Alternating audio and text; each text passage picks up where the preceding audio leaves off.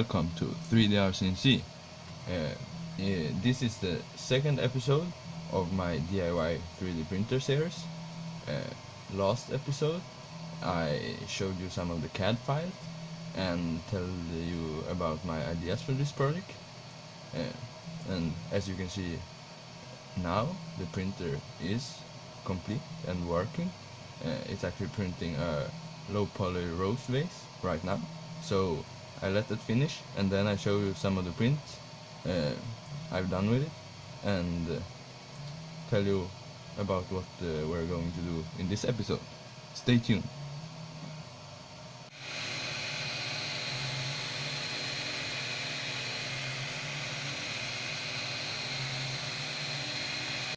Before I show you the prints, I just want to mention how good this Creality C-magnet plate is.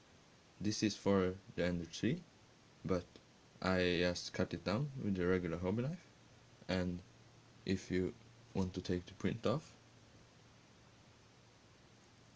you just flex it and it comes right off. That's much better than using a regular spatula and glasses I have on my Ender 3, so I'm probably going to buy another one of these, and to align it I just have these clips that hold the glass plate, and then you can just push them against those and let it go, and then yeah, it's really good. Now I'll move the camera and we'll take a look at other prints as well. So this is the prints I've done.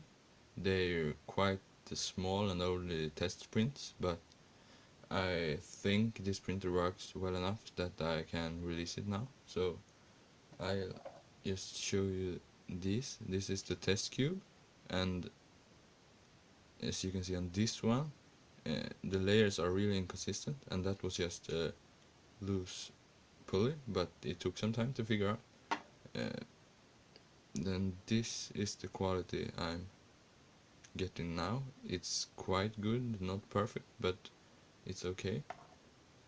And then two Marvins.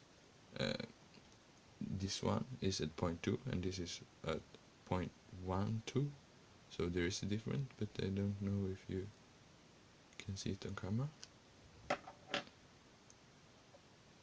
This is a Nerys vase, really small and only to test out vase mode. And then this is what I made now. This is a low poly rose vase from Thingiverse as well. And as you can see right here, the layers are quite consistent.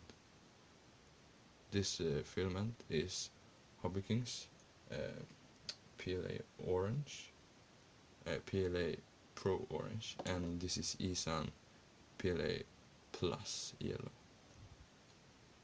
I've also printed these fan shrouds on this printer, as well as these and this cover for the ATX power supply.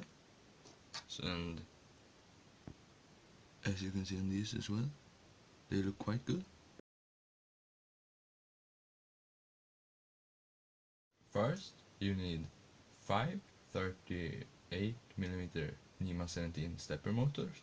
You could use bigger ones for X and Y, but it's not necessary. Also, you need some sort of power supply. You can use a LED power supply or an ATX if you already have that, like I did. For the mainboard, I use an SKR 1.3 with TMC 2209s for X and Y to make them quiet, and also to not have to use end stop, so I don't have any mount for end stops on this. And if you want to use end stops and regular drivers, you can either design thumb, or I'm sure there will be a thumb on Thingiverse that you can screw onto the 20x40 V-slot rails. And then for C and extruder, I use regular A4988 stepper drivers to save a bit on the cost, but you could use TMC 2209 for those as well. For the screen, I use an TFT 24 screen, which is a touch screen, but you can also use this use it as a regular LCD with a knob, and yeah, the extruder I used E3D V6 clone hot end, but you could use a real one or something different. The hot end is modular, so you can design your own mount and put your own extruder and hot end on there. I used also a clone BMG extruder to push the filament, but as I said before, you can put whatever you want on there. For all cables except the ones from the hot end assembly, you need at least 1 meter, but the other ones need to be longer, so you probably will have to buy some extension cables or just solder on wires on them to make them longer. Also, I used a servo and a micro switch to be able to use auto bed leveling, but not have to pay for a BL touch or something like that. And that's also optional. You could just use manual bed leveling or make a mount for a BL touch or an inductive sensor.